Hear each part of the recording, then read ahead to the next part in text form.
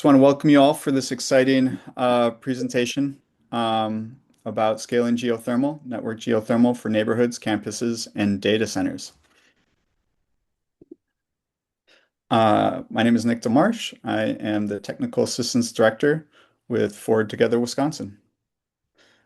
Thanks for joining us. Forward Together Wisconsin is a nonprofit that advances renewable energy projects to support climate and equity goals here in Wisconsin. And we have a focus on supporting investments in historically disinvested communities. Our primary constituent groups include public schools, municipalities, Wisconsin tribes, rural communities, and houses of worship. So really glad you all are able to join this stellar cast of presenters today to touch on network geothermal for neighborhoods, campuses, and data centers. I'm going to provide you an overview of our four speakers today, as well as our moderator for the Q&A section that will follow our presentations. So our first speaker is Andrew Iliff. He is the Policy Director for HEAT. Our next speaker is Brian Urlaub. He is the Principal Director of Geothermal Operations for Solis O'Brien. Following Brian is Professor James Tinjum. Professor Tinjum is a full professor at the University of Wisconsin-Madison College of Engineering. Unfortunately, we weren't able to update our PDF, but he is, as of late, a full professor at UW for now. And our fourth speaker is Jeremiah Strode. He is the Director for Cooperative Engagement at the Geothermal Exchange Organization. As I mentioned, following these presentations, Kathy Kuntz will moderate our Q&A. Kathy is the Director of the Dane County Office of Energy and Climate Change. For time's sake, we do ask that folks hold their questions until the Q&A section after all four presentations. During the presentations, however, feel free to put your questions in the chat. As I mentioned, our first speaker is Andrew Iliff with HEAT. Andrew, please take it away. Thanks so much, Nick. And thanks everyone for having me. Thanks to the other great panelists. Maybe I'll just say a couple of words about HEAT before I dive into the slides. Is there some feedback or something, Nick? There's at 5:30 and there's a band time. Everyone, please mute yourselves. I think I might be able to mute you. Yeah, I think we're good. Thank you, Andrew, and feel free to no worries. slide when you're ready for the next slide. Will do. So I'm Andrew Iliff. I'm the Policy Director at HEAT. HEAT is a Boston-based nonprofit thermal innovation hub. We have a long history in methane abatement strategies and detection, but for most of the past decade, we've been focused on network geothermal, also known as thermal networks, thermal energy networks, geothermal energy networks. We can maybe get into the terminology. It's a little bit of a mess. So first, I think I have two tasks that Nick has given me today. One is to really kind of introduce the technology, get a little clarity about what we're speaking about. And then I'm going to speak a little bit about how this technology can be used in neighborhoods and specifically around the gas to geo pathway. Next slide. So just to narrow in on what we're going to talk about today, we're going to talk about geothermal heating and cooling, and particularly at utility scale, so neighborhood scale. So on the left of this diagram, you can see geopower. That's where you tap the high temperatures available deep in the earth. In the United States, that's mostly in the western part of the country, where you tap that high temperature to turn a turbine and make electricity. Not what we're talking about today. If you move one over to district heat and direct use, that's again tapping fairly high temperatures and directly using those temperatures to heat buildings. Again, not what we're talking about today. As we get to the middle of this slide, heating and cooling, that middle building is an individual geothermal installation. This is the technology that we're talking about, and it's important to note this is a technology that's been around for decades. It's just that the upfront cost of digging up your yard to get that geothermal exchanger that taps the temperature of the ground, the stable temperature of the shallow subsurface, is typically kind of expensive. And so it's been for those decades mostly a pretty niche industry. Now, for a range of reasons that I hope we have time to talk about, this is rapidly expanding. And one of those reasons is that we are looking more and more at scaling this, connecting multiple buildings with multiple thermal resources to create a network that produces new efficiencies, can deliver equity and resilience in a new and particularly powerful way. So that's geo networks. That's what you see on the right there. Next slide. This video does a better job than I can ever do at explaining the technology, so I'm just going to play the video and then I'll clean up a little bit afterwards. Oh, I'm not hearing the video, Nick. I don't know if others are. Maybe because you're muted. I don't know. Sorry about that. Yeah, great solution right there. I will start it over again. Apologize, everyone. No worries. Right beneath our feet, the Earth is soaking up energy from the sun, and it's been doing this for a long time. Near the surface, the ground warms and cools with the seasons, but lower down, it stays at a constant temperature. In Massachusetts, that's 55 degrees Fahrenheit year-round. This stored temperature is a source of renewable energy. It can be accessed to heat or cool a single building without using fossil fuels. But did you know we can also connect entire communities to that renewable source in the ground? How does it work? It starts with underground pipes in the streets, sort of like gas pipes, but filled only with water. The water absorbs the ground temperature of the earth and delivers it to buildings.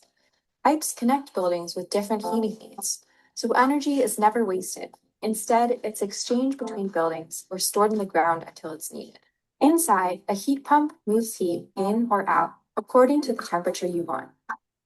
This system of pipes can connect like Lego blocks, gradually moving us all from gas to geo, giving us cleaner air, efficient heating and cooling, and a healthier planet. The idea for this networked geothermal system, run at a utility scale, originated at HEAT, a climate solutions nonprofit. Learn more at heet.org.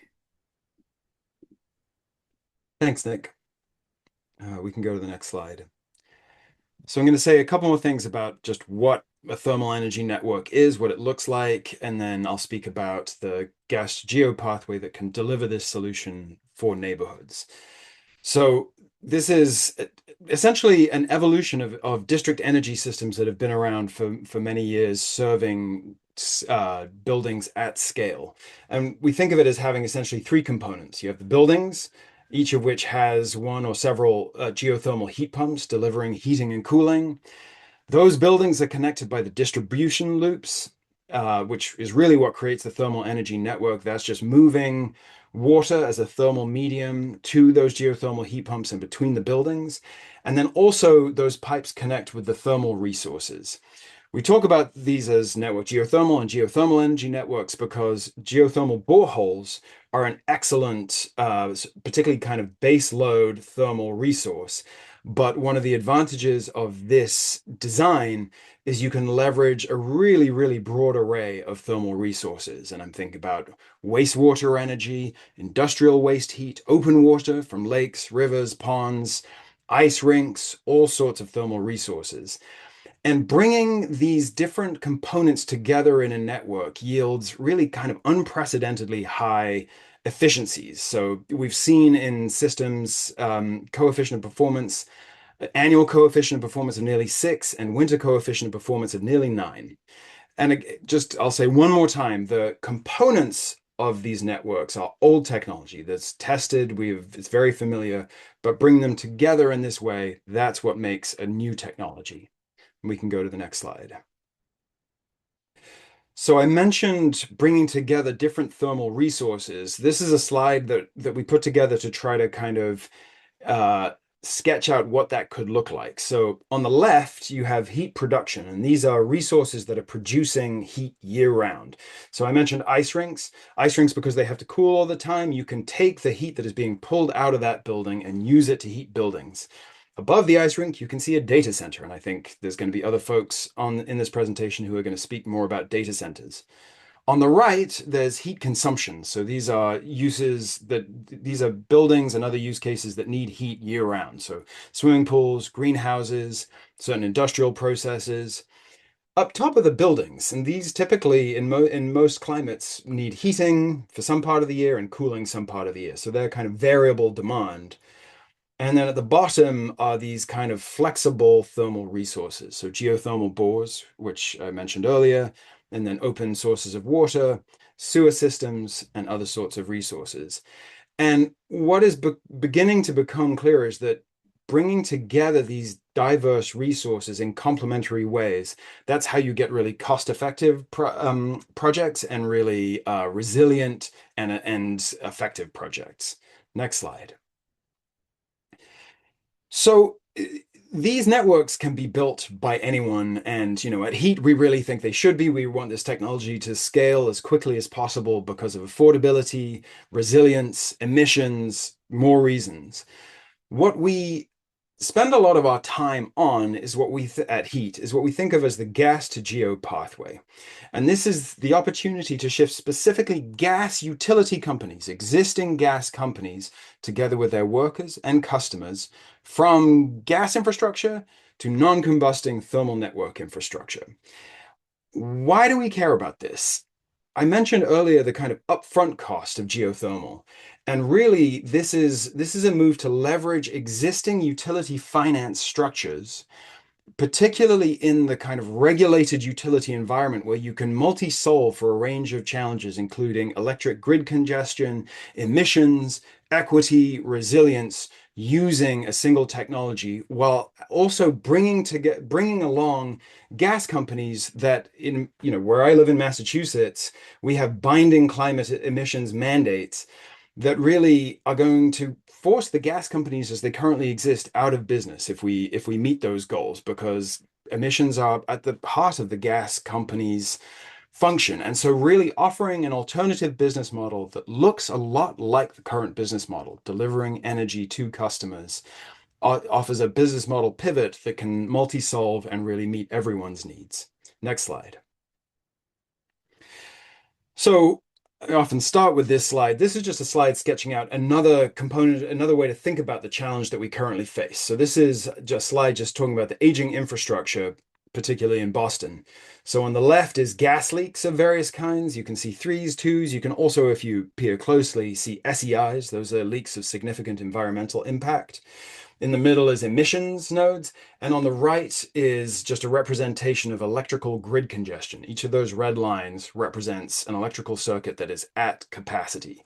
So as we electrify buildings, transport, cooking, we're going to have to figure out how to build out our electrical infrastructure cost effectively. And really, electrified heating is at the heart of that challenge. And so being able to electrify heating efficiently is key to holding down customer rates. And I hope we get to speak more about that. Next slide.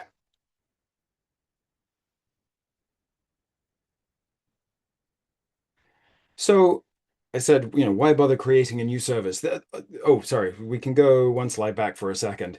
This is a list of sort of requirements for the future and energy system of the future that Heat arrived at through a series of kind of stakeholder engagements, really trying to work with all the stakeholders. So it clearly needs to be high safety and security. For the future, it needs to be combustion free. It has to be reliable and resilient. It has to be scalable and adaptable to different climates, to different communities, to different needs. It has, in our view, to have a workforce transition built into it. It's not going to work for us to just cut loose the existing utility workers who have delivered us clean, safe energy for decades and decades.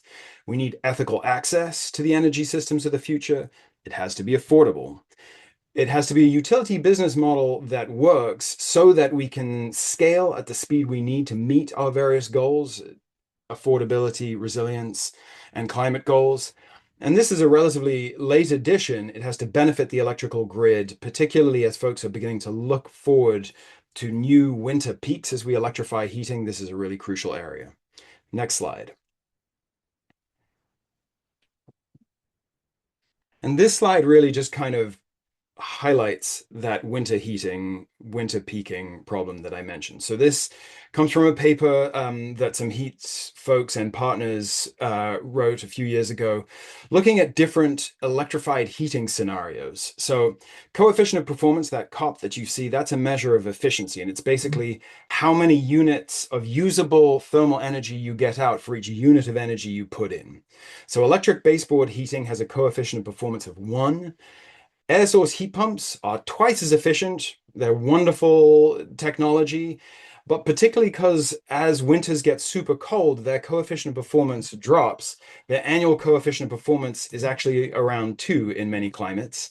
And so that will require a substantial build out of the electrical grid to meet cold snaps in the winter. Ground source heat pumps, so this is individual installations, have an annual coefficient of performance of around 4. And network geothermal, as I said earlier, has a coefficient of performance around 6.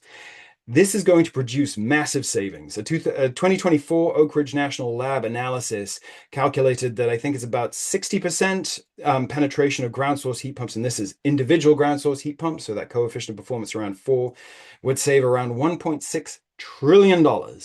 And I forget how many thousands of miles of electric transmission lines it would save also. So it's really, this is an affordability play amongst other things. Next slide.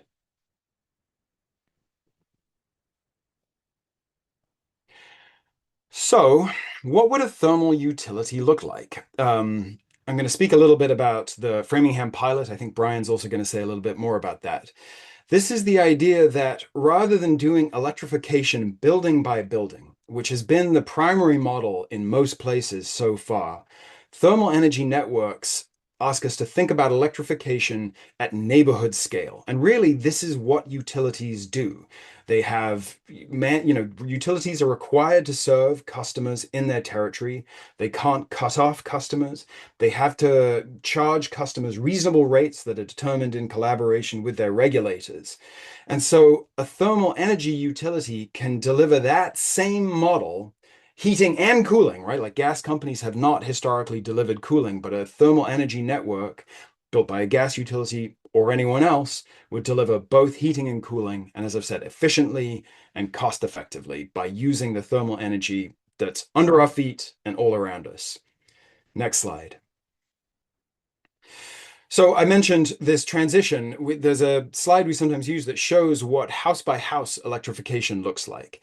And typically what it does is it leaves behind less advantaged neighbors. So people with less financial or otherwise capacity to pay the upfront cost to buy air source heat pumps or whatever other sort of electrification technology you're thinking about.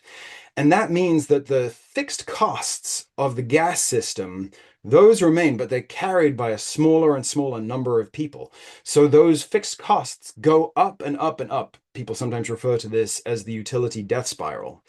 And so doing electrification at neighborhood scale is really a kind of cost stabilization strategy. It's an equity strategy by bringing along entire street segments, entire neighborhoods. And it's really, for some folks, this really becomes a sort of a metaphor about like how being connected makes us stronger and makes us all better off. Next slide. So this was an idea that was proposed about a decade ago, and now it is in the ground, it's running, it's heating and cooling actual customers. The first that we know of utility-owned geothermal network is in Framingham, Massachusetts. It's owned and operated by Eversource Gas. The ribbon cutting was in 2024. That's the picture you see on the right there. The middle picture is of a house where you can see where they installed the service lines to that house. And the left is just a map of the actual neighborhood that's served. That's about a mile of pipe. It serves about 40 buildings, around 140 customers. And if you look closely, it serves a fire department.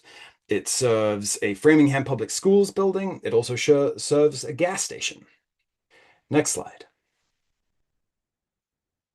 So I mentioned some of the customers. One of the key points that this slide makes is that, so it's been operating for coming up on 2 years since it was first commissioned. And in that time, we've had some real hot weather and some extended cold snaps. And as I hope Brian has an opportunity to speak about, the network has met those demands with no difficulty whatsoever. The pump house includes, for example, an electric boiler, basically as a kind of belt and suspenders approach, so that if in very cold weather, the bores started to get below the operating parameter temperature, and so that the customer heat pumps would have to work extra hard. That electric boiler could come online to ensure that customers' demands could be met. That electric boiler has not been fired through several extended cold snaps, so the system is working really well. Next slide. And beyond Framingham, this idea is taking off with gas utilities and others. This is a map showing participation in the Utility Network Geothermal Collaborative, which is a group of gas utility staffers that meet now on a monthly cadence to discuss opportunities and challenges arising in this business model as they look to deploy pilot projects in different parts of the country. Worth noting, these gas utilities serve around half of all US gas customers. So the potential is really being taken up by folk at sort of national scale. Next slide. And that is driven in part by rapidly growing policy pathways. So this just shows which states at this point have some form of enabling legislation. It's 13 states, so a quarter of all states, and you can see some states have enacted multiple rounds of legislation. Some states are sort of dipping a toe in with study bills initially or grant programs. The Texas bill is an interestingly different one. If there's an opportunity, I'd love to speak about that. And then there are great projects going forward without state legislation in Oklahoma and other places. So state legislation helps clear a path. It can help de-risk this approach for utilities, but it's not strictly necessary in many states. Next slide. Now I'm just going to rapidly go through some of the work that HEAT is doing to help build out this pathway. So HEAT is a science-based organization. We do a lot of research and development. This shows the work being done by our Learning from the Ground Up research consortium that engages with a bunch of different folks from national labs, the National Lab of the Rockies, Berkeley Lab, as well as Boston University, MIT, UMass Lowell, Bureau Happold, the Mass Department of Environmental Protection. And what that group is doing is they're studying existing gas to geo installations to do core modeling, to develop models that can be used to design future installations. They're studying the impact of the installations on ecosystems, customers, air quality, all these sorts of impacts in order to drive, scale, and change. That's the kind of model of the theory of change of the leg up group. Next slide. HEAT is deeply involved with the Geothermal Drillers Association. We were speaking before the webinar began about drilling challenges. And, it's always challenges. Drillers love a good challenge. The challenge, as I spoke about, as geothermal has moved from quite a niche industry to increasing scale, we need more geothermal drillers. And this is a really interesting workforce challenge. And the Geothermal Drillers Association is looking to build that workforce. Next slide. HEAT takes a kind of system change, system leadership approach where we center values. I've mentioned equity and resilience a few times. We work with networks of stakeholders and really try to bring all stakeholders to the table through multi-scale and multi-voice strategic planning. We try to use inclusive language and narrative. I've spoken about how this utility of the future really needs to serve everyone's needs, meet everyone's needs. And the core of our work is doing science and policy education work to yield new ideas and then share those ideas out as widely as possible. Next slide. And this is just a sort of provocative slide. So behind you can see kind of the thermal dysregulation that we're experiencing. You may have seen in the headlines, the headline I saw this morning was 150 million people are going to be experiencing extreme heat in the next week or so. And really, climate change is a thermal energy regulation problem. And so this slide is just kind of asking us to think about the thermal energy that is all around us. We're not used to thinking about, we think a lot about air temperature because that's what we experience, but there's a lot of other thermal resources, thermal opportunities. Next slide. So one of those opportunities, and this falls into the bucket of the anthrothermal, which is the additional thermal energy now present in the globe in various different places, and water is a big one, due to climate change. And so what you see in the middle there is a map of thermal change over about a century in Boston Harbor. And you can see, particularly in Boston's inner harbor, that the temperature has climbed about 10 degrees from historic baselines. Why are we mapping temperature in Boston Harbor? Because we're exploring using Boston Harbor as a large-scale thermal resource to heat Boston buildings. And what the idea is that by leveraging that temperature, it would actually take thousands of buildings in order to meaningfully draw down that temperature. But as we map it so that we can think about what is the delta, how much thermal energy could we begin to use in order to begin to restore the harbor to historic baseline temperatures. And as we like to say, make the lobsters happy. And you see the lobster raising its claw in the bottom there. All of this falls under the bucket of what we like to say, think thermal together. That's what we're doing here today. Thank you for joining us all. Thanks to the other panelists. And I think the next slide is my last. Thanks, everyone. I look forward to questions. Fantastic. Thank you so much, Andrew. Our next speaker is Brian Urlaub with Solace O'Brien. Brian, please go ahead. Yeah, thanks, Nick. Can you hear me okay? We good? Sounds good. Sounds good. Yeah, Thanks. perfect. Great, thanks. And Andrew, appreciate the really great intro slides and kind of overview of what we're talking about here. That was fantastic. So I'm going to talk a little bit about some actual district energy geothermal projects and touch a little bit also on the thermal energy network space, and then also talk just briefly about potential for data centers. So next slide. So yeah, first project I just want to highlight that has been done, and it's been in operation now for about a decade, is the Ball State University in Indiana, which was the very first higher education campus to convert from a steam and fossil fuel based heating system to a full geothermal conversion for heating and cooling. And it was done in 2 phases. It was a very aggressive kind of plan and very aggressive timeline. If you go to the next slide, kind of shows what was done here. There was space for basically 2 new central energy plants. So instead of 1 large steam plant, they separated it into 2 separate smaller plants. And that was primarily because where they could locate the geothermal bore fields. You can notice there's a north plant and a south plant there. There's about 3,000 boreholes or so on campus. And those feed into 2 chiller plants that produce all the hot water and chilled water from the campus and remove the steam completely and the fossil fuel systems. So you've got over 5 million square feet of heating, being served. You've got 10,000 tons of cooling. Approximately 47 buildings that needed to be converted from steam to a lower temperature hot water so you can utilize geothermal. That's the biggest challenge with most retrofits, especially campuses and older parts of the country where buildings are on steam or even on high temperature, converting from steam to high temperature hot water. All the buildings, need some type of a retrofit, either to convert all the air handlers and coils or radiators and baseboard and fin tube, et cetera, to some new distribution system that can accept cooler temperatures or lower hot water temperatures, not 180 or 200 or steam. And because of geothermal technology, it's not about creating energy, it's about moving energy.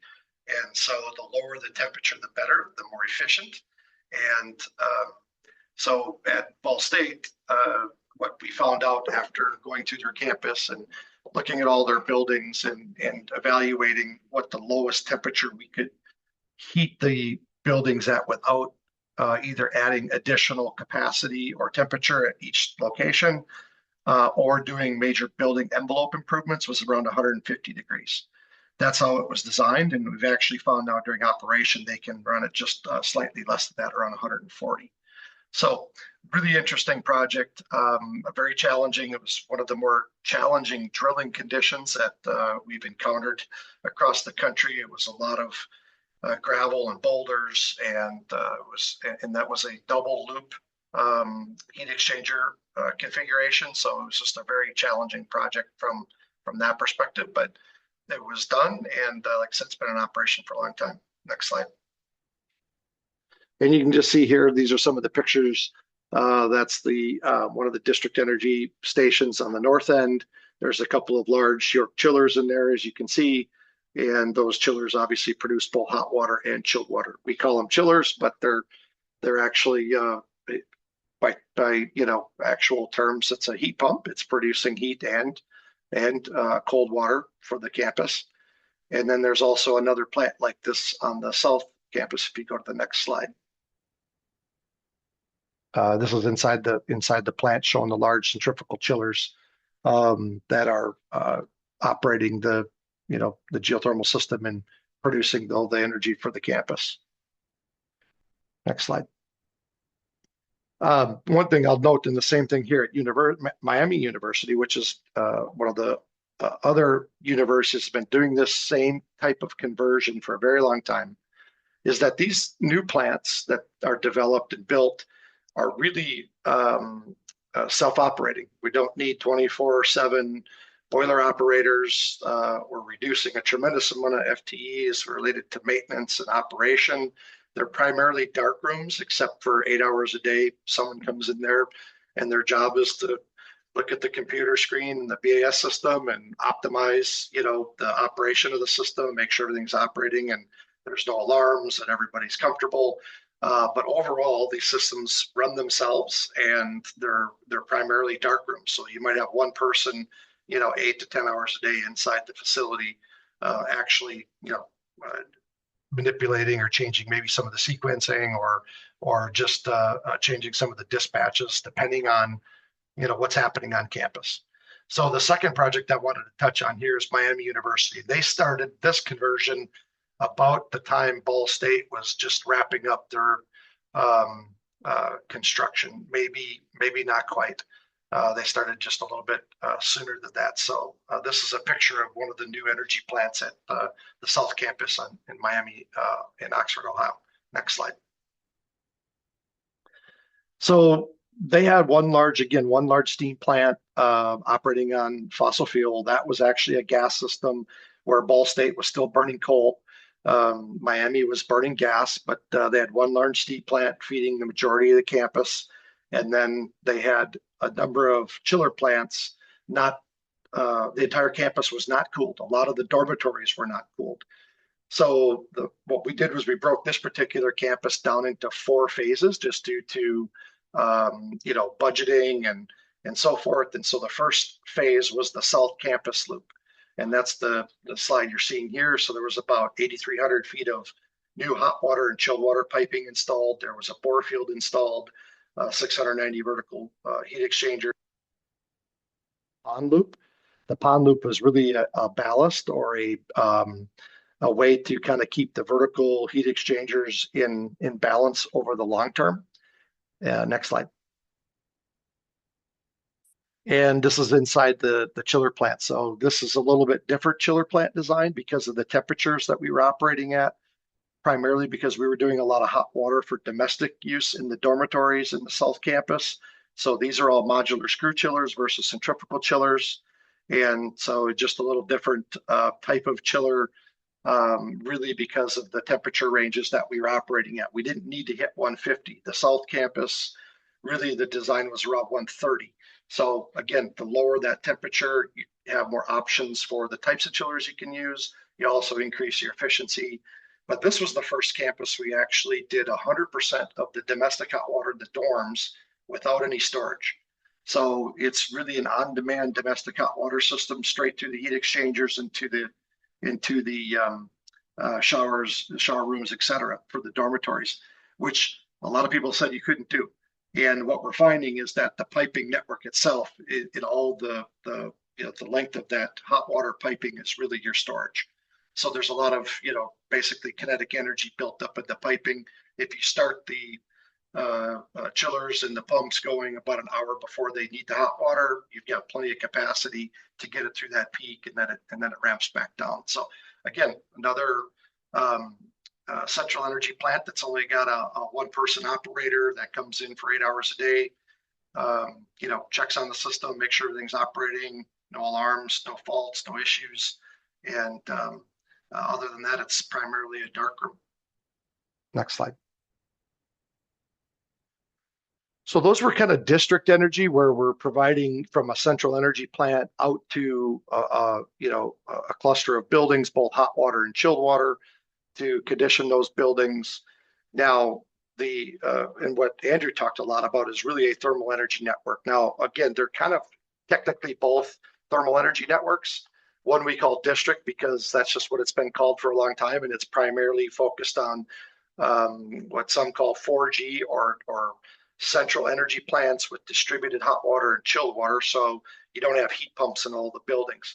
A thermal energy network, or a 5G system, is really where now you've got distributed heat pumps in all the buildings, and you're serving those buildings with more of an ambient temperature, not a conditioned temperature of hot water or chilled water. And again, this is the Framingham project, but what we're showing now here is how do we expand these systems? So Framingham first phase that you see on the right there, that was installed. It's in operation for the last few years, been working great. And Heat, along with Eversource and Solis O'Brien, are working with DOE on a grant program to design an expansion loop. And so the expansion loop is to add additional customers, add the rest of the school building at the north end there that you can see, and really try to understand, like, how do you expand these systems? If we're going to scale this, what does it mean to expand? What do you have to think about from a design perspective on expansion in the first phase, so you don't have to redo things in the second phase, or you don't have to turn systems off in order to expand? So we're kind of going through that exercise, and it's been really enlightening to look at the things that maybe should have been done a little bit different in the first phase to make the transition to expansion a little smoother on the second phase. And primarily what I'd like to point out, if you can see that on the screen, where the two purple pipes come together, both in the center, there's a mixed loop where they come together on the north and the south end. That's where the thermal energy transfer happens. The fluids mix for about a 20-foot section of pipe, and then it goes back into their separate loops. So you've transferred energy, you've shared energy, but hydraulically you've separated the two, so your pump systems all still work well. And the first phase doesn't get impacted by adding all this additional piping. The other thing we're looking at as well is some drilling technology. The first phase had one bore field. It shows vertical, but it's actually an inclined bore field where we drilled at an angle. The second phase is looking at that technology as well for another bore field that's going to be drilled on an incline. And but the modeling and showing how these systems are going to be able to expand and then how they could work together is, I think, a really interesting next part of the learning of these pilot programs. Next slide.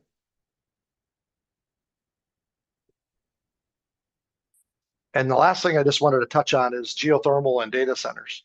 And I know we're going to touch on this a little bit further, and there might be some questions here at the end, but we get this all the time now. Obviously, in the last year or two, data center development has exploded in the United States.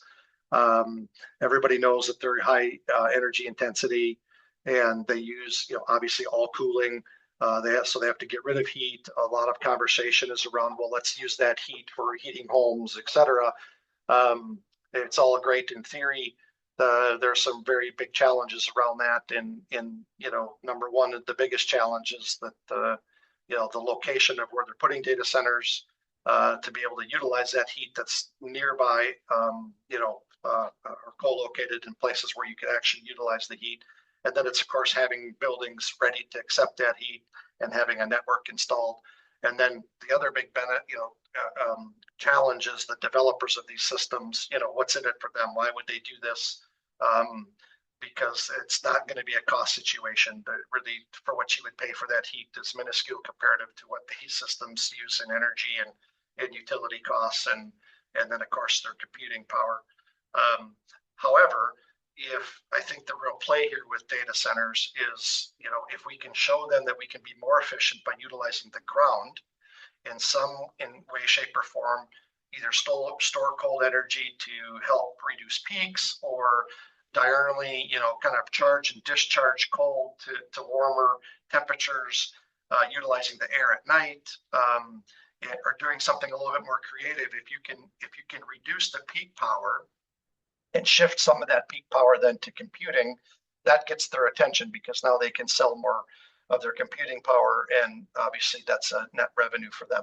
Now, it also helps the grid if we can reduce the grid impacts and reduce peaks during those afternoon days in the summer, by shifting those peaks from into the ground and utilizing the ground then to cover those peak demands. Then there's a benefit from the utility side. There's a demand charge that could be reduced, which then their clients would not have to pay as much. So I think there's some real benefits to the developers and the end users of these systems to try to figure out how we can use the ground. But there's going to be a lot of modeling and a lot of things that have to be proven out to get developers to look at this technology, because they're not really interested in high risk or trying things for the sake of trying things. It's right now kind of an arms race to build these data centers to keep up with the demand. And so the timing of this is all really critical. Most data centers are built within 18 months. Permitting and power supply is the primary factors of where they locate them, not getting rid of the heat.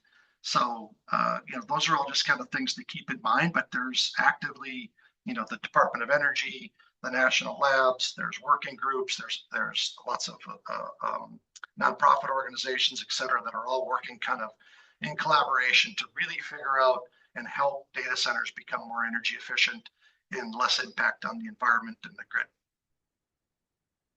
Next slide. I think that's it for me. So thank you very much. And I'll be here at the end for questions. Fantastic. Thank you so much, Brian. Our next speaker is Professor James Tinjum with the University of Wisconsin. Professor Tinjum, it's all yours. All right, thanks, Nick. Just a thumbs up if you can hear me okay. All right, so thanks, Brian, for introducing the data center. Huge amount of cooling capacity is part of these complexes.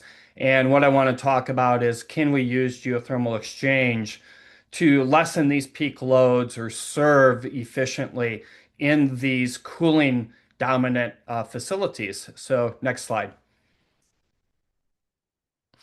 So a study from the Congressional Research Service indicates that about 40% of the energy demand in a data center is for cooling.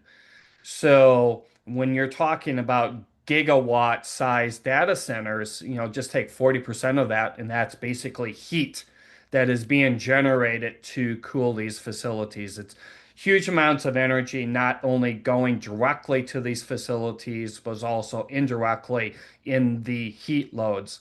So let's just say that we can beneficially reduce the energy demand of their cooling system by 40 to 60%.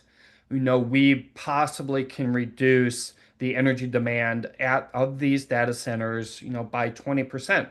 Doesn't sound like much, but that is a significant decrease in, as Brian put it, possibly reduction in demand charges, shifting that peak power to computing and other more valuable uses. So next slide, please. So I'm going to give some examples of cooling dominant facilities. Just because of proprietary natures, I won't say where some of these facilities are, but here's an example of a data intensive facility in Georgia. And it's hard to see, but you see most of those orange dots are above zero, which means that this facility is in cooling about 95% of the year. So the question is can geothermal exchange work at a facility where it's 95% cooling, such as this facility in Georgia? And I'll say yes, it can, because this actual site does have a working geothermal exchange system. So next slide. So what we really need to talk about is, can the ground not only be a thermal battery, but can it be a radiator? And so what I mean by that is, if we continuously put heat into the ground, can some of this heat radiate outward from the field, primarily if we have a significant groundwater resource at the field? Now, most of these sites are likely some ratio of a thermal reservoir to a thermal radiator. However, we can only confirm this with some form of field testing to see what these sites may be appropriate for in terms of long-term, sustainable, efficient cooling with geothermal exchange. Next slide. All right, so Brian indicated this, but really what we're looking at for these thermal energy networks is we start with the mechanicals, and we really move, depending on the temperature demand, high performance chillers. Interest here for those of us that are in the Wisconsin region, this is Maglev, and this is a Wisconsin-based manufacturer that makes these high performance chillers.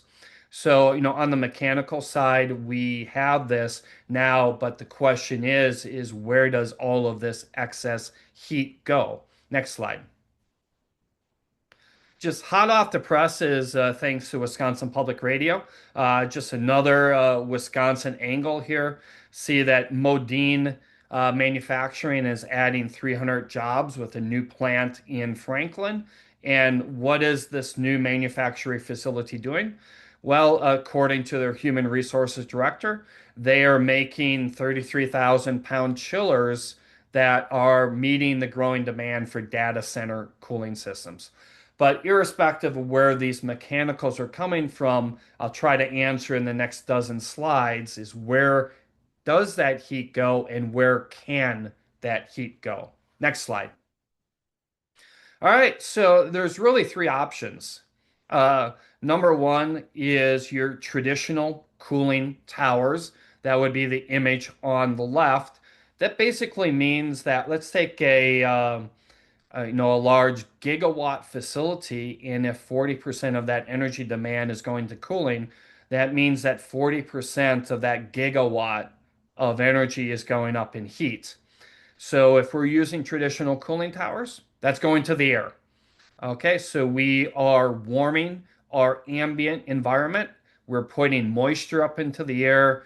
One of the side consequences of this is we are artificially raising the humidity adjacent to these facilities. So if you don't like heat and humidity, these data centers, if they're using traditional water sourced cooling towers, that's where the heat's going. Now, if we reject the heat into the wastewater treatment system, that's also going to our fluid system. Each one of these wastewater treatment plants is discharging to a water body, whether that's a lake or river. So what I'm saying is energy is never created or destroyed. It's being transferred. And so if we have excess heat, it's going somewhere into our environment.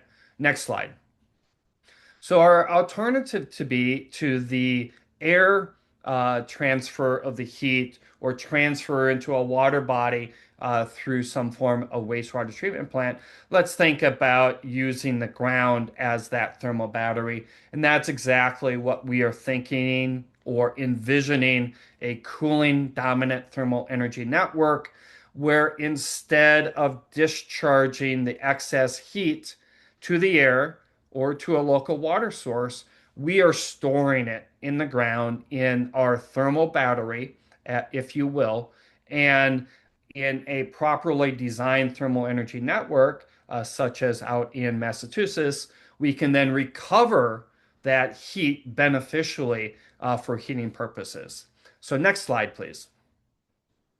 So we do really have to look at what's happening with the groundwater situation for that site down in Georgia. You'll see different layers in our geology, and what happens on the left if we have no groundwater flow. You'll see that cooling dominant facility is basically warming up, unsustainably warming up. If we have some groundwater flow, we see that the different layers will advect that heat away from the field, leading to greater efficiencies. And if we have strong regional groundwater flow, even in this 95% cooling dominant facility in Georgia with significant data uses, we can maintain a sustainable geothermal battery over time by using the heat transfer processes in the earth to our advantage. Next slide. All right, so just a quick case study. Brian, thanks for not covering Epic.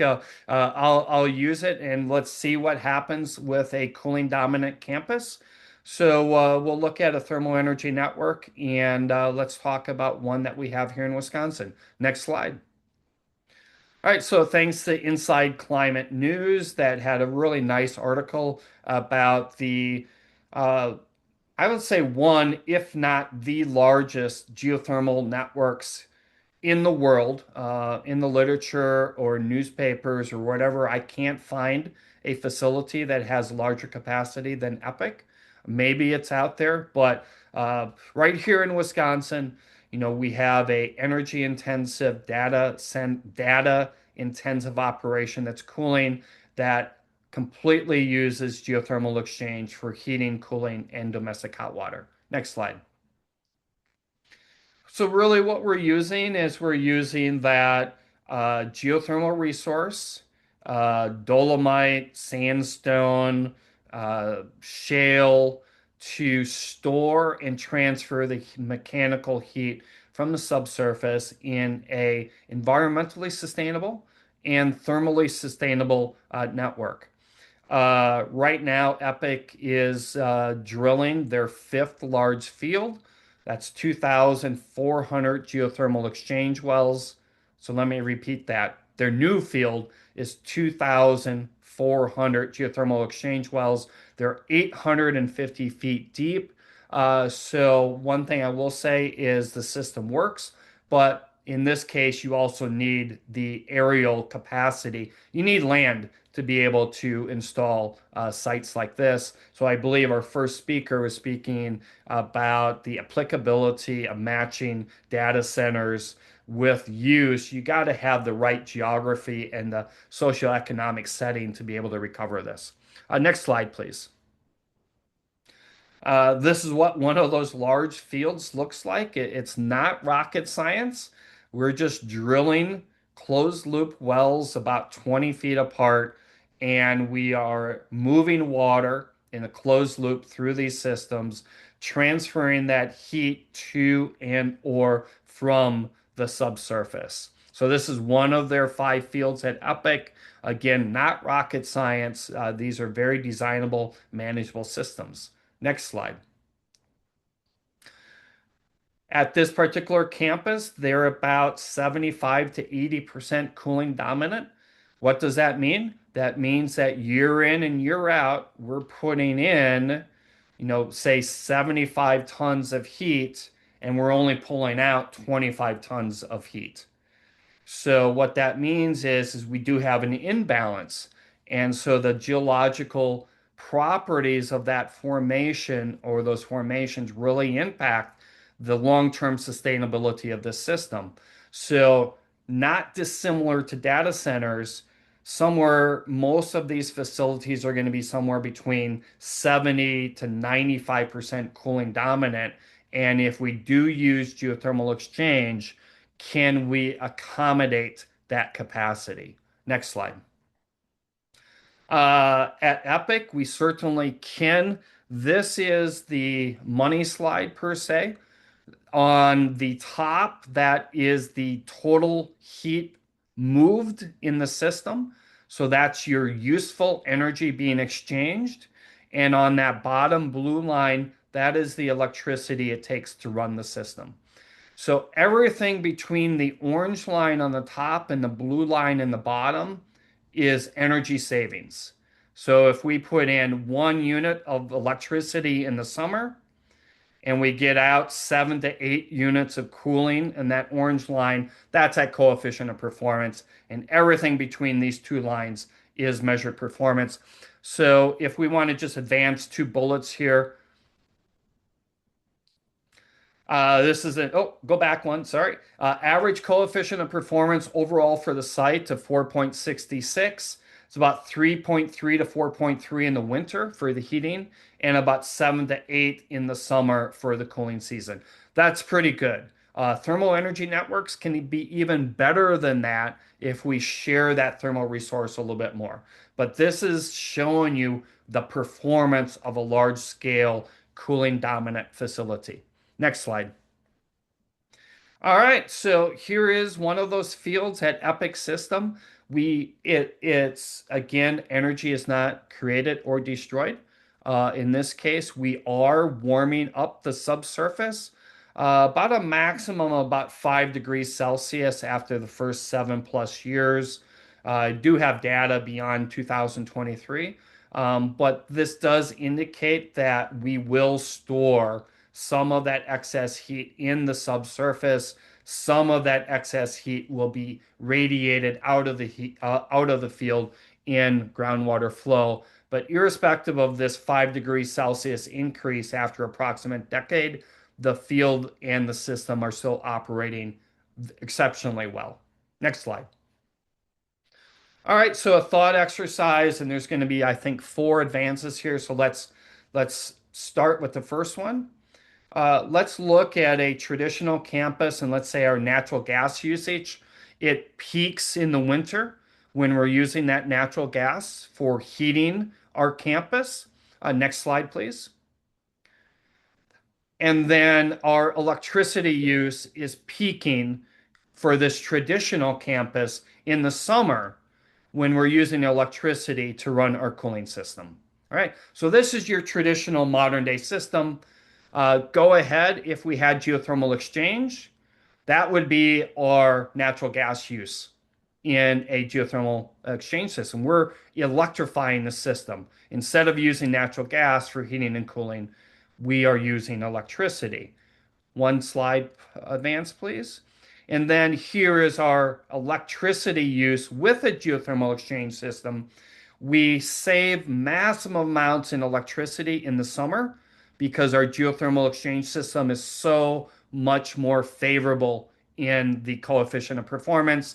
But we realize that we're going to be using more electricity in the winter because we're using electricity for heating instead of natural gas.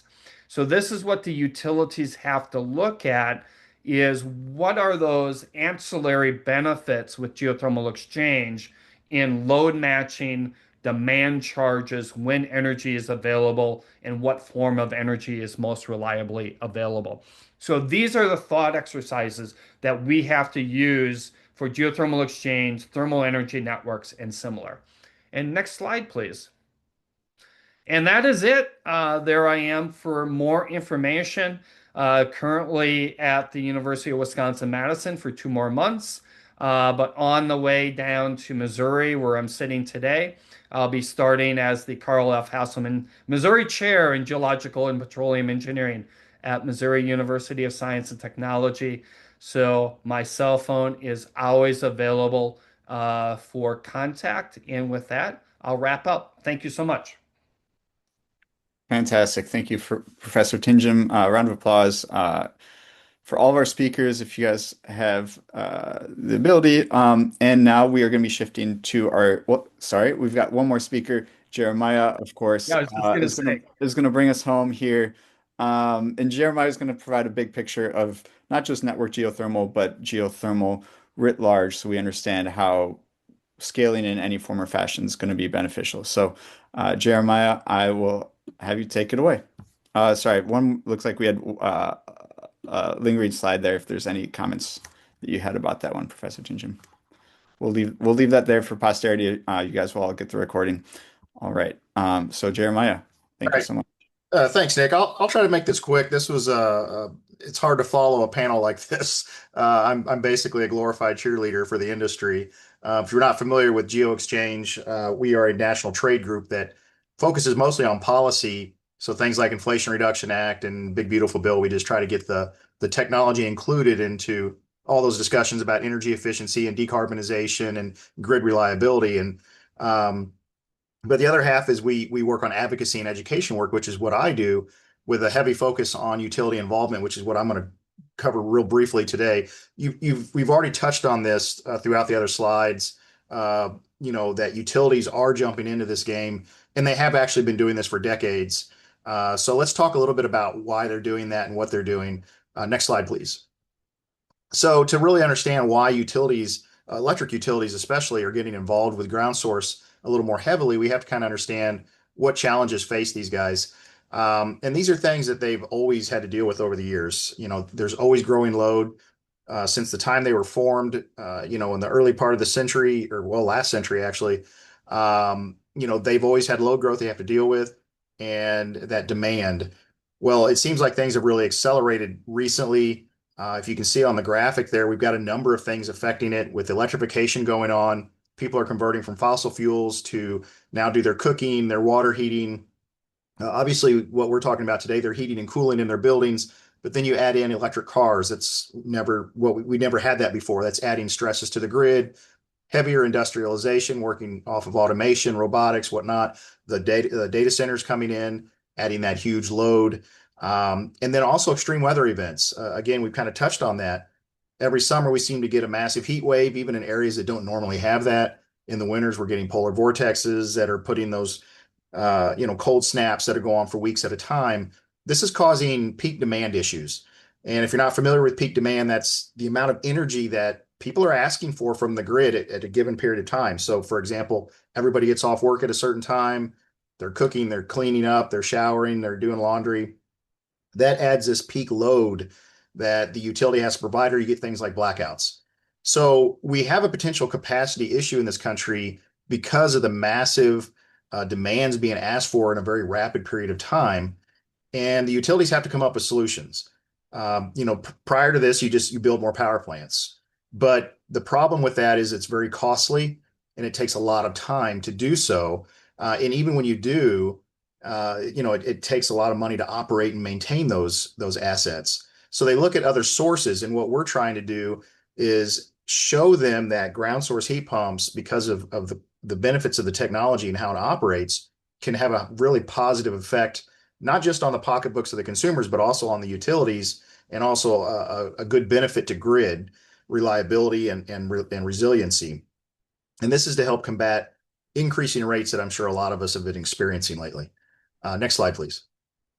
So how does ground source heat pumps benefit a utility? Well, if you have enough of them out there, those little positive benefits, such as low energy consumption, can make a huge difference. Geothermals don't take much to start up. They don't take much to operate. Whether you're talking about an individual system or a system that's part of a thermal energy network, they just don't take as much energy to use compared to conventional systems out there. So you can reduce peak demand on an electrical grid. This in turn basically opens up capacity. So the less energy you're using from your heating and cooling system, the more that's opened up for that increased load growth.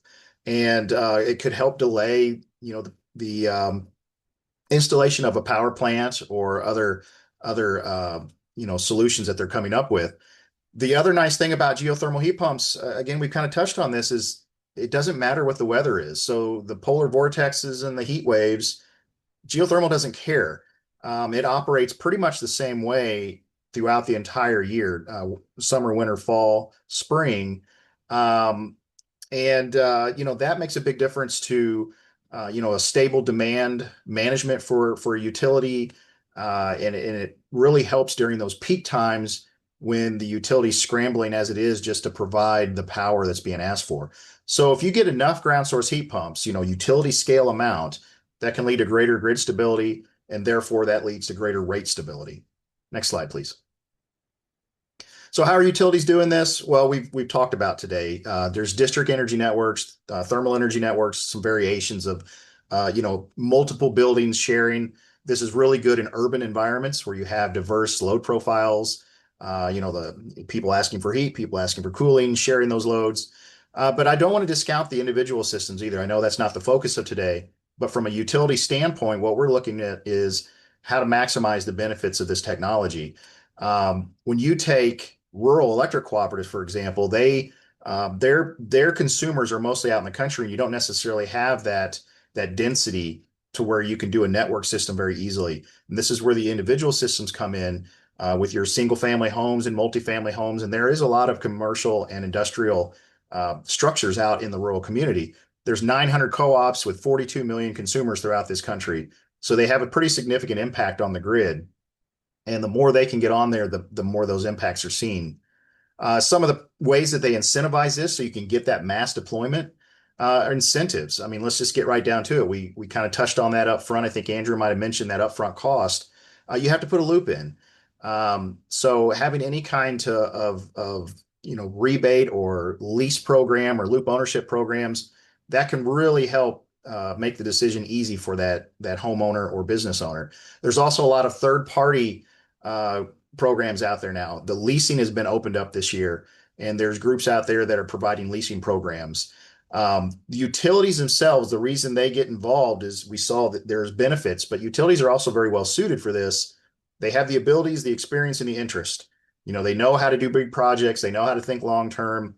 They have communication infrastructure already in place to reach their consumers, and they already have billing structures in place if they actually have programs of their own. And they can benefit financially from this. If you need a list of incentives, we have a great little incentive finder on GeoExchange's website.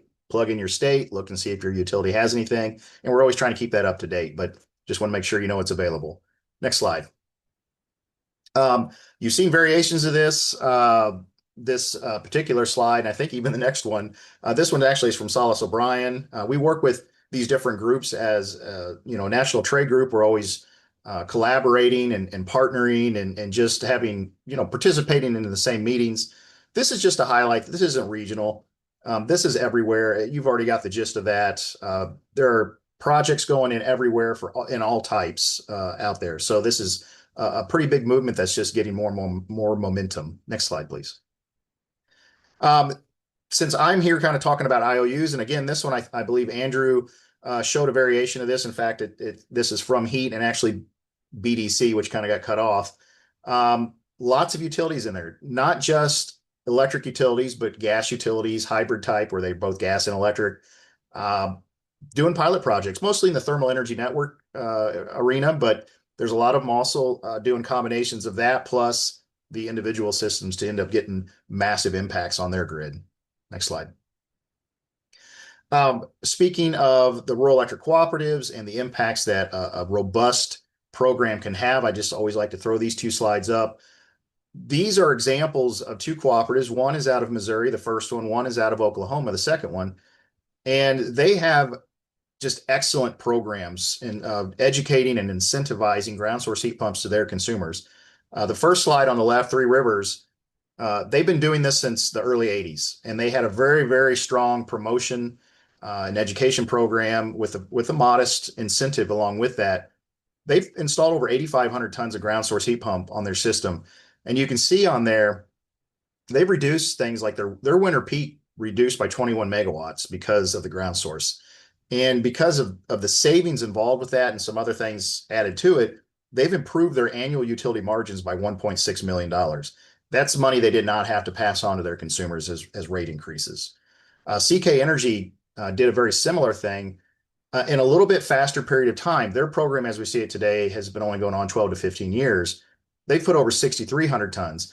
They did a very, very aggressive incentive program to get rapid deployment.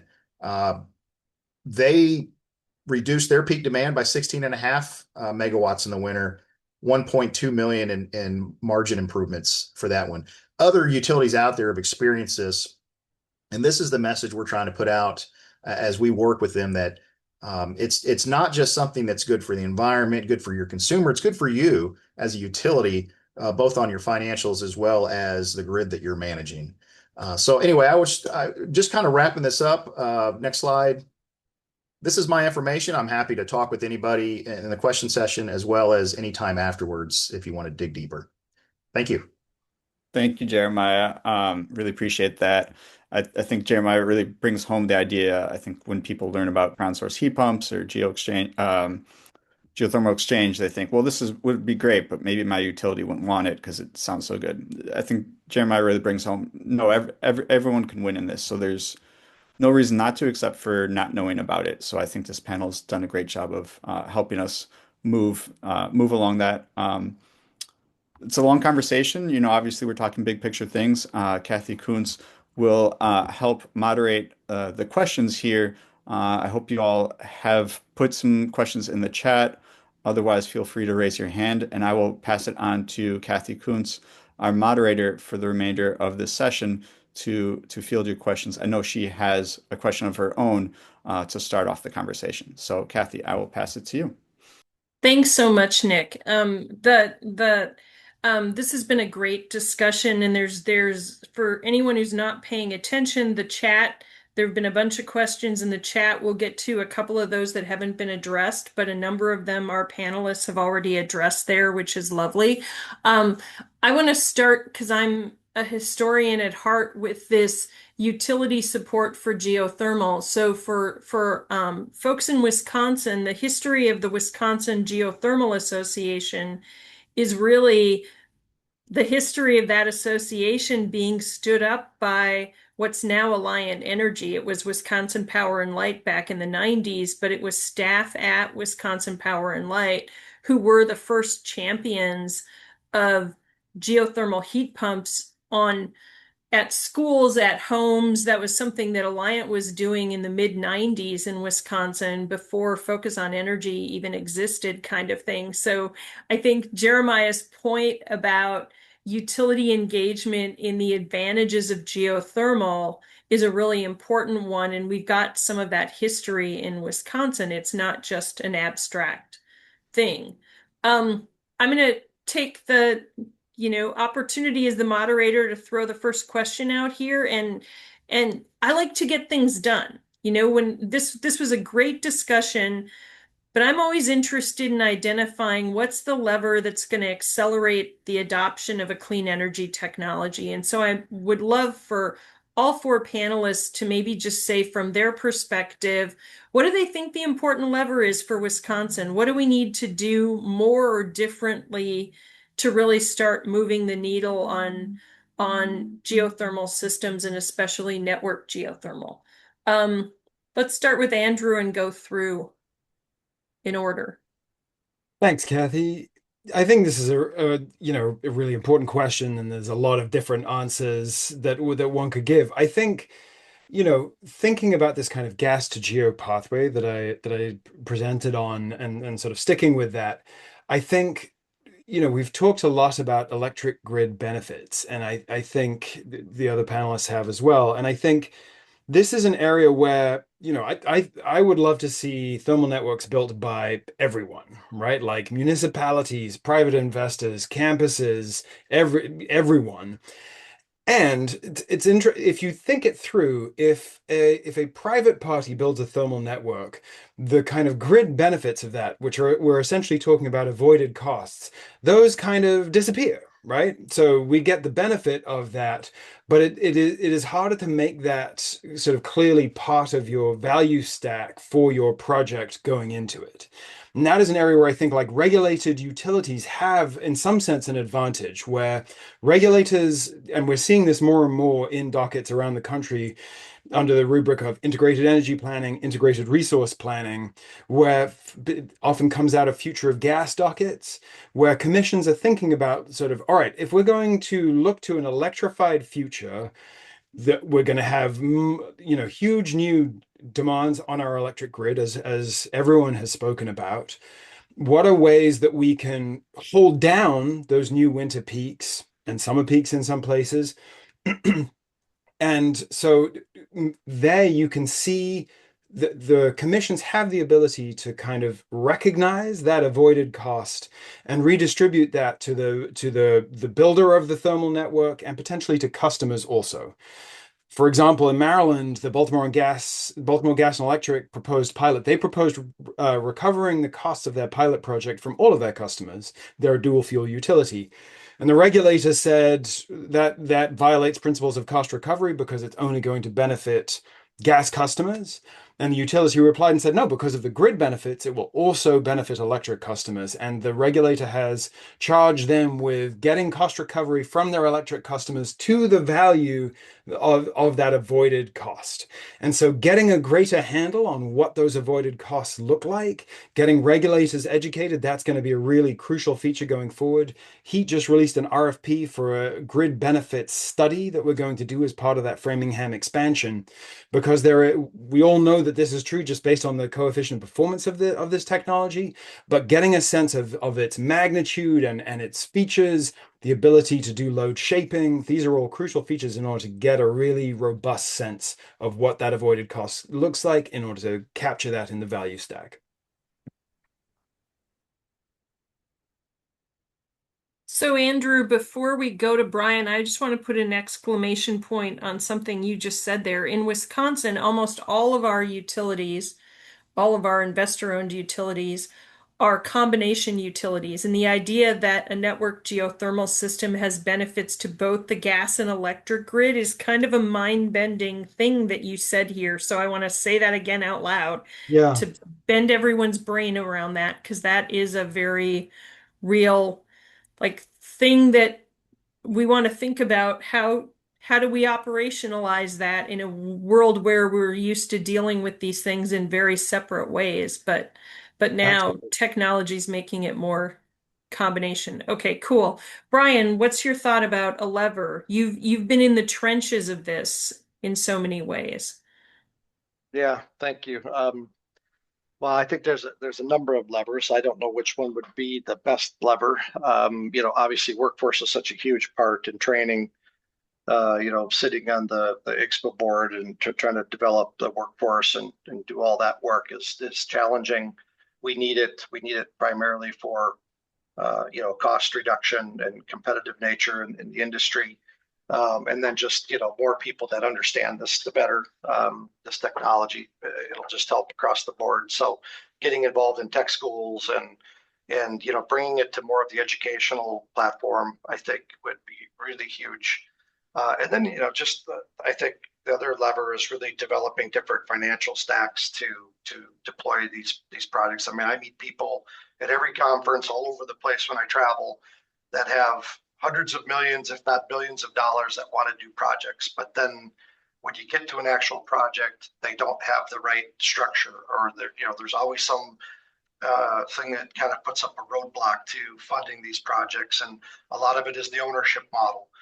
Utilities, it can be a challenge on the ownership model, especially when they don't own the building. So that just becomes more of a challenge, because I think, as we all know, moving forward with especially thermal energy networks and communities, a pilot is one thing to go in and have people join and everybody gets a new system to try to learn, how these operate. But in the future of a real utility model, not everybody gets a free system. So how do you incentivize someone from changing out their gas furnace to a heat pump if they have to pay for it? And so on-bill financing, policy and changes in states has to be a mechanism to allow, not just for the person that's living in that home that day or that building, occupying that building, but for the life of the system. So if a new tenant comes in, a new homeowner comes in, they're sharing the cost of that system, not the first person that pays for it all up front. And if they move, well, then they don't get their money back. So I think we have to get a little bit more strategic about long-term equitable financing. And I think those are some of the levers. And then I think GRECs, I think more states need to all get on these GRECs. I think that's the next big incentive market. When we get rid of the federal tax incentives, we can look to that as a more stabilized long-term way to incentivize geothermal. Can you just say more about that, Brian? Yeah, the geothermal renewable energy credit. So it's the same thing that kind of solar and wind has done, that they're able to sell basically their credits on the open market. So you monetize your renewable, your energy, and then you can sell it. And I think there's 4 states right now that have classified geothermal as part of their REC program. So now they're called GRECs, Geothermal Renewable Energy Credits. So I think Maryland was the first. I know Illinois has got legislation on the table. Massachusetts, I believe, also has some on the table. I think there might be a couple other states that have either passed or brought up legislation. But we're developing a renewable energy credit for geothermal specifically. I think will be the next big financial mechanism to drive this industry. And it's not going to be the ups and downs of the whims of Washington, D.C. on who's in office and whether or not they like geo or they don't like geo. Because I think everybody can agree that it's an efficient technology and a way to electrify buildings. The best way right now. I mean, there isn't really much a better way to do it. So I think those are the levers that I would say that really need to come to the forefront. Awesome. Terrific. Jim, levers from your perspective. Well, Kathy, you'll be shocked from a professor that says that more funded research is needed in this area, but it's true. I'm probably the only professor in Wisconsin working in this area. I'll say that I know of no research funding from the state of Wisconsin, from any of the utilities in Wisconsin, and money for geothermal research a little bit through the Public Service Commission, but that's passed through money from the Department of Energy. So really, if we want to look at advancing these systems and modeling and doing performance monitoring of these systems, we do need more research funding beyond the Department of Energy. And a lot of my recent funding comes from the Department of War for specific military bases. So the professor is going to say more research is needed, but I'll say my 20-year performance in this area shows the value of that research funding. Got it. Thank you. Jeremiah, bring us home there. What, as you look across states, what's the lever in Wisconsin? I would say Wisconsin is like everywhere else. Education is lacking. This technology is 100 plus years old. And the way we use it today, it's been since the 70s. So it's 50 plus years old. But the biggest problem we have is when somebody goes into a project, we don't have Brian Urlaub there every time to say, you need to consider geothermal and here's why and here's how to work and have it all mapped out. Our utilities technically have been involved, a lot of them since the early 80s, but that has changed over the years as people have left, retired. Those champions, the ones that started the programs that have been trained, no longer are there and they're not being replaced. So you have whole segments, our architects, our other, a lot of our engineers, our lawmakers, if they don't know about it or understand it enough, they don't immediately jump to thinking about, let's make some, good regulations, some good laws. Let's put money out there for research. They don't even think about it. So sadly, I think the biggest thing is doing things like what we're doing today, but on a more massive scale. We need to get in front of people at conferences.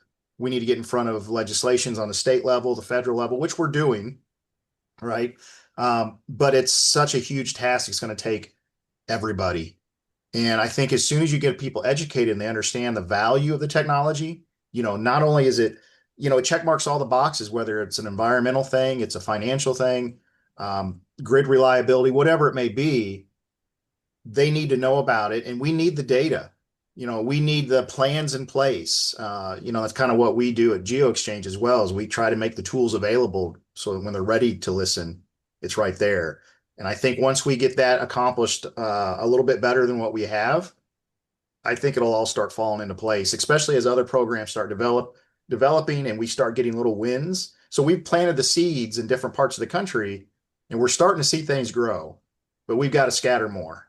So that's where I say, once we have that accomplished, I think everything else will follow.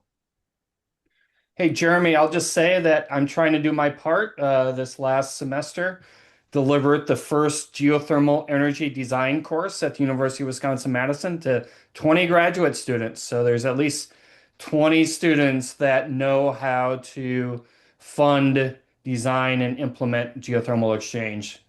Perfect. That's what we need. I passed them all, so hopefully there's 20 graduate students that know how to do this. Right, right.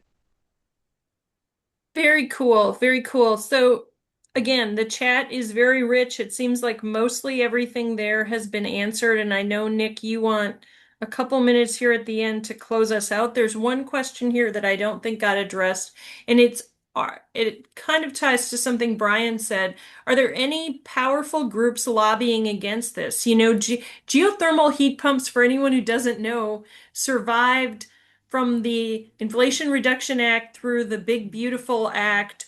Like, the tax credits for geothermal heat pumps were unmodified, which is not true about anything else. It's like, I don't know, this like magical golden thing happened there. So my own sense is there are not powerful groups who are opposed to geothermal. Maybe it helps that it's underground and nobody knows where it is, kind of thing, that it's not bothering anyone. But you guys aware of any strong opposition anywhere? Well, this is Brian. I haven't seen or really heard of any, especially lobbying at like a federal level or at the state level to our legislators. However, back when the initial tax credits came out, the solar and wind industry actually were against geothermal and lumping geothermal in with their technologies for renewable energy. We finally got through all of that, and of course now we've made it to continue, and they are not. So I'm sure they're even more upset at us as far as this technology. And I don't know about the gas industry.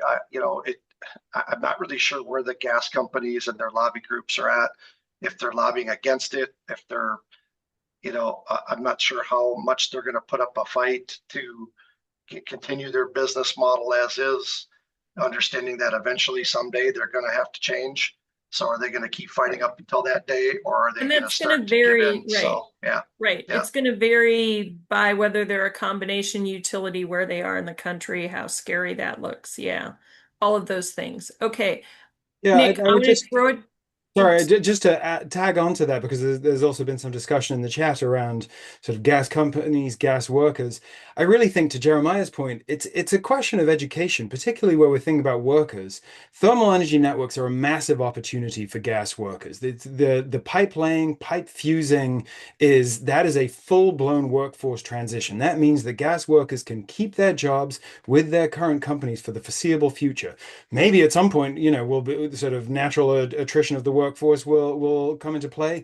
But this is, and I think that is just not well understood, right? Like, with so much around the energy transition has been politicized, so that you're either for something or you're against something. And this idea that says we can transition utilities safely, effectively, cost effectively, that's new.